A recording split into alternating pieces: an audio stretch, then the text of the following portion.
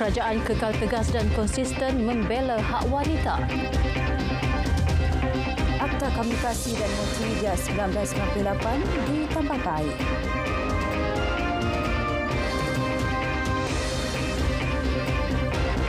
Assalamualaikum. Salam Malaysia Madani. Kerajaan kekal tegas dan konsisten dalam membela hak wanita di negara ini. Perdana Menteri Datuk Seri Anwar Ibrahim berkata, kerajaan juga akan memastikan kebijakan didirikan dalam menjamin setiap sudut hak wanita terus diperteguh. Menerusi hantaran di Facebooknya, beliau menjelaskan sambutan Hari Wanita sebagai menghargai peranan serta tanggungjawab golongan wanita dalam membangun tamadun dan masyarakat, selain memastikan kaum wanita diberi tempat yang selayaknya untuk menyumbang ke arah pembangunan masyarakat yang mampan. Timbalan Menteri Komunikasi Teo Nii Ching berpendapat budaya stereotip terhadap wanita perlu dihakis dan naratif baharu dicipta bagi meningkatkan keterlibatan golongan tersebut dalam sektor pekerjaan. Beliau berkata antaranya adalah pembabitan dalam industri digital yang hanya mencatatkan kadar 35% bagi tahun 2022.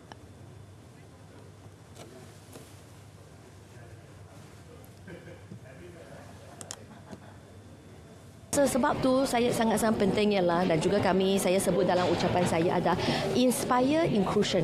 Bagaimana kita nak menggalakkan masyarakat kita secara keseluruhan, tak kiralah syarikat, tempat kerja, parlimen, public places, bagaimana kita boleh menjadi lebih mesra keluarga, mesra women.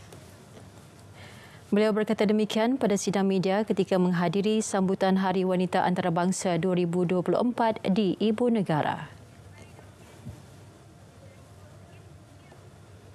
Pergerakan yang terbatas bukan penghalang menjalani kehidupan normal meskipun menghidapi penyakit yang jarang jumpa iaitu dystonia.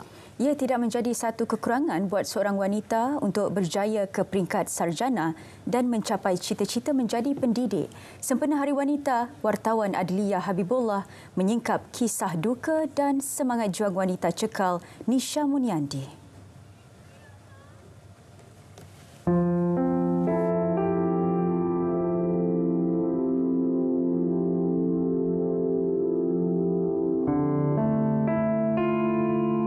Sudah lebih 20 tahun, Nisha Muniandi menghidap penyakit neurologi jarang jumpa, dystonia yang menyebabkan otot mengecut secara spontan dan mengakibatkan kekejangan otot berterusan.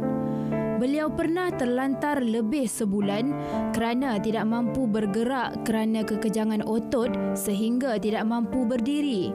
Namun, semangat yang dimiliki wanita berusia 28 tahun ini membuatkan beliau bangkit, meneruskan pengajian dan mencapai cita-cita.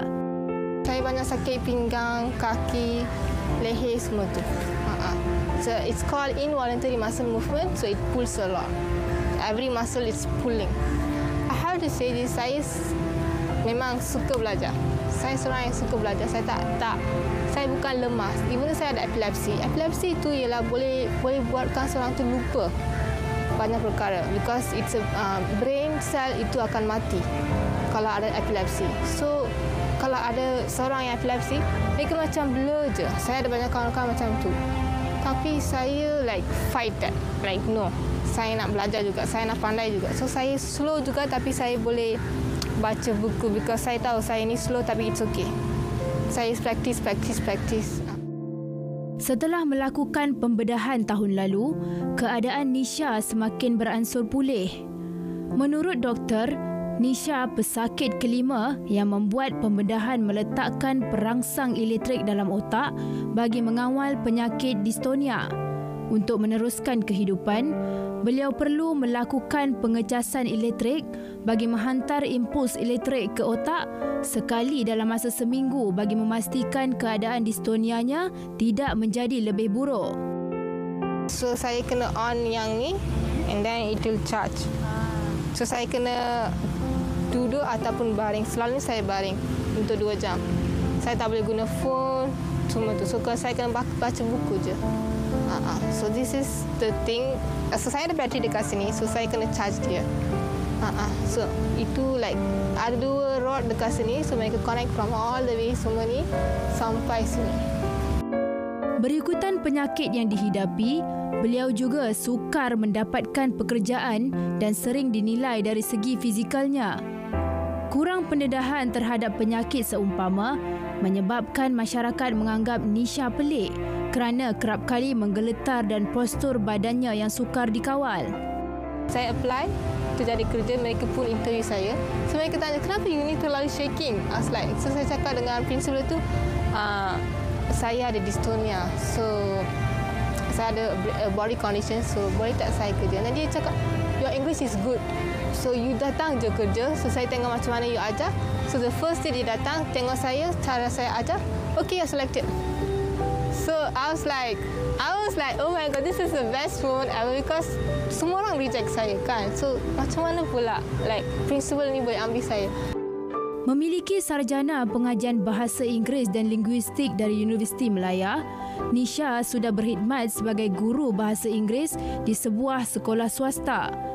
Beliau banyak menulis puisi dan bakal menerbitkan buku puisi sendiri bagi memberi motivasi kepada masyarakat, serta berkongsi mengenai penyakit yang dihidapinya di media sosial bagi memberi pendedahan berhubung penyakit dystonia.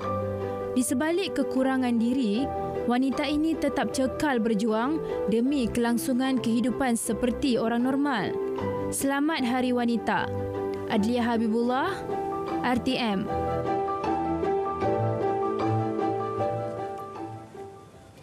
Malaysia perlu berani melakukan perubahan bukan sahaja di peringkat menteri dan ahli politik, bahkan rakyat keseluruhannya. Perdana Menteri Datuk Seri Anwar Ibrahim berkata, semua rakyat Malaysia mempunyai peranan dan tanggungjawab untuk meletakkan negara ini ke tingkat lebih tinggi dan maju dari sekarang. Menerusi hantaran di Facebook, beliau mengingatkan semua rakyat, walau apa juga bahasa dituturkan serta di mana sahaja berada, jangan sesekali lupa peranan mengangkat martabat dan darjat Malaysia, malah kepada yang sedang bertugas dan berjuang dalam mengukir nama negara di pentas dunia. Datuk Seri Anwar mahu mereka meneruskan usaha murni itu. Perdana Menteri turut menyeru agar rakyat menjadikan negara ini lebih hebat dan membanggakan untuk diwarisi anak cucu cicit pewaris negara.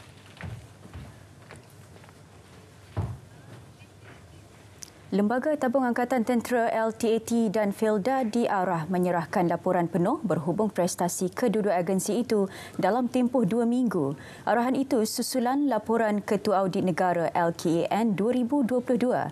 Perdana Menteri Datuk Seri Anwar Ibrahim berkata, notis sudah diberikan kepada agensi terbabit bagi mengemukakan penjelasan dan penerangan penuh berhubung perkara berkenaan.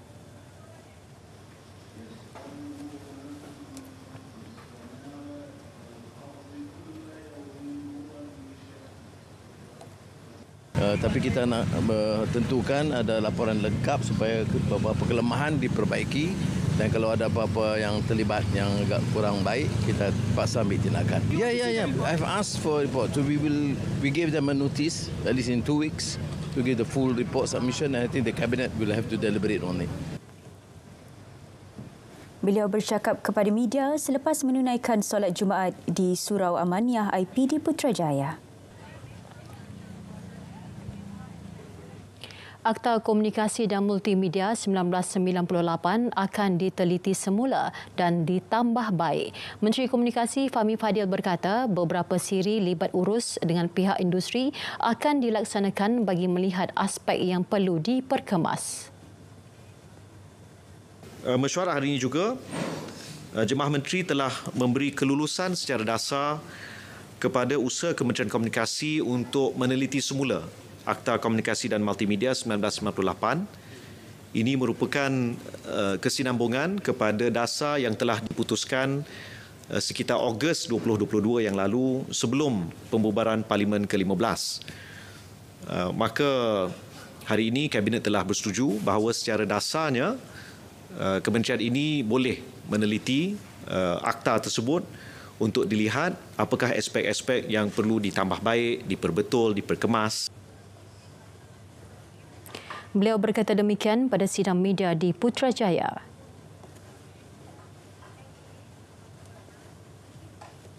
Sementara itu, Jemaah Menteri diarah mengambil tindakan susulan hasil lawatan Perdana Menteri Datuk Seri Anwar Ibrahim ke Australia. Lawatan itu berjaya membawa potensi pelaburan sebanyak 24.5 bilion ringgit dan 4 memorandum persefahaman dimeterai. Perdana Menteri juga telah memaklumkan kepada ahli-ahli Jemaah Menteri mengenai beberapa tindakan susulan yang perlu diambil, susulan ataupun lanjutan kepada siri sama ada memorandum persefahaman ataupun niat pelaburan yang telah dinyatakan, dan ini telah disampaikan dan menteri-menteri sedia untuk membantu untuk menyegerakan beberapa perkara.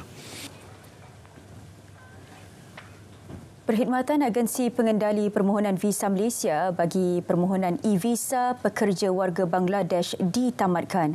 Justru Menteri Dalam Negeri Datuk Seri Saifuddin Nasution Ismail meminta majikan segera membuat permohonan melalui sistem MyVisa. Makna sekarang ni bila kita tutup, kita dah tamatkan perkhidmatan Agensi Pengendali Permohonan Visa Malaysia di Bangladesh. Ya. Jadi kita dah bagi pula ID dan juga manual pengguna kepada majikan. Sekarang majikan boleh buat sendiri. Okay. Kalau majikan berlengah, lambatlah. Kalau majikan bersegera, segeralah. Jadi dia tak perlu lagi kita genjakkan tempoh tamat, tarikh kemasukan pekerja. Bola di kaki majikan. Beliau berkata demikian dalam sidang media khas yang diadakan di Putrajaya. Mengenai program repatriasi migran, Datuk Saifuddin berkata sebanyak 2.9 juta ringgit kompaun berjaya dikutip menerusi proses penawaran kompaun dan bayaran pas khas sepanjang pelaksanaan program itu yang dilaksanakan bermula 1 Mac sehingga semalam. Seramai 5,983 parti telah berdaftar dan seramai 1,864 parti telah pulang ke negara asal. 846, ketiga dari India 700, Pakistan 610, Sri Lanka 279, Nepal 196, bakinya lain-lain lah. Myanmar, Filipina, Yemen, Syria, Mesir, Nigeria, Thailand, Vietnam, China. Dalam pada itu, Datuk Seri Saifuddin menegaskan tarikh akhir pengambilan pekerja asing menerusi program rekablirasi tenaga kerja 2.0 kekal pada 31 Mei depan. Keputusan ini membolehkan kerajaan menilai keberkesanan inisiatif-inisiatif yang telah dilaksanakan dan mengukur secara tepat keperluan tenaga kerja asing dalam negara sebelum membuat pertimbangan keperluan pembukaan kuota penggajian pekerja asing. Sekarang kita tutup kan. Jadi bila kita buat keputusan ini, kita boleh pantau dan kita akan tengok inisiatif-inisiatif yang telah kita buat. Itu akan menjadi satu pengukur yang tepat berkenaan keperluan tenaga kerja asing dalam negara sebelum kita buat keputusan. Yang di-Pertuan Agong Sultan Ibrahim dan keluarga Diraja Johor berkenan mengurniakan kereta kepada pegawai-pegawai yang berjasa serta dedikasi dalam menjalankan tugas. Kurniaan menerusi Yayasan-Yayasan Diraja Johor itu disampaikan Datuk Pengelola Bijaya Diraja Istana Negara, Datuk Zailani Hashim. Seri Paduka Baginda berkenan mengurniakan Proton X90 kepada Ketua Polis Negara Tan Sri Razarudin Hussein. Turut menerima kurniaan itu adalah Datuk Paduka Maharaja Lela Istana Negara Datuk Azwan Effendi Zairakith Naini dan Pegawai Agama Istana Negara Datuk Munir Mat Saleh. Tidak ketinggalan menerima kurniaan itu bekas Datuk Pengelola Bijaya Diraja Istana Negara Major Jeneral Datuk Indra Zahari Muhammad Arifin dan Kenal Bersara Datuk Nazim Muhammad Alim.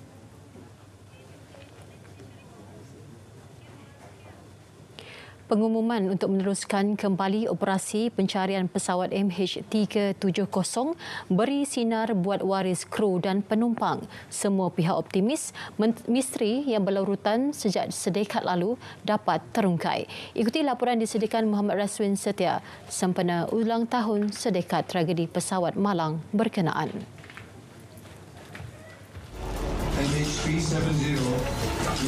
Dalam saudara, ketika ini suasana di Anjung tinjau misi pencarian pesawat MH370 penyelesaian.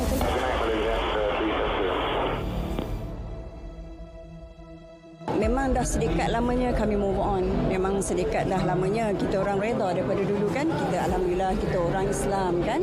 Kita terima dah lama dah sebenarnya benda ni. Cumanya I think is fitrah manusia kan. Kalau kita kehilangan sesuatu, kita nak tahu apa yang berlaku. Kita nak tahu kat mana perginya. Goodnight Malaysian 370, ungkapan terakhir daripada pesawat berkenaan. Pelbagai usaha dilaksana bagi membolehkan 1001 soalan di sebalik tragedi MH370 terjawab. Dari mula dapat tahu berita dari sidang akhbar pertama sampailah sidang akhbar yang akhir. Apa yang terjumpa, macam kita jumpa sepihan-sepihan bekerja ke Mauritius, bekerja ke Perancis, pasal jumpa flaperon tu, semuanya masih lagi segar di ingatan saya. Biarpun 10 tahun telah berlalu, namun pendirian kerajaan kekal konsisten dan terbuka kepada sebarang usaha mencari MH370.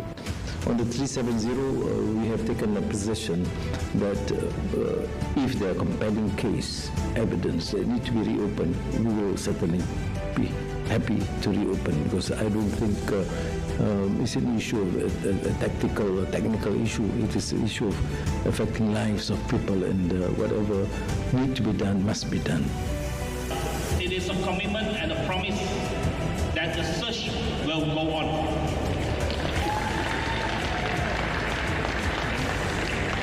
And I stand before you and make this promise that I will do everything possible to gain the Cabinet's approval to sign a new contract with Ocean Infinity for the search to resume as soon as possible. Komitmen berkenaan pasti beri kelegaan, terutama buat waris kru dan penumpang. Now finally things are in place, so they have submitted a proposal in good faith, and we are very happy that the minister himself has said that Malaysia is open to reviewing the proposal.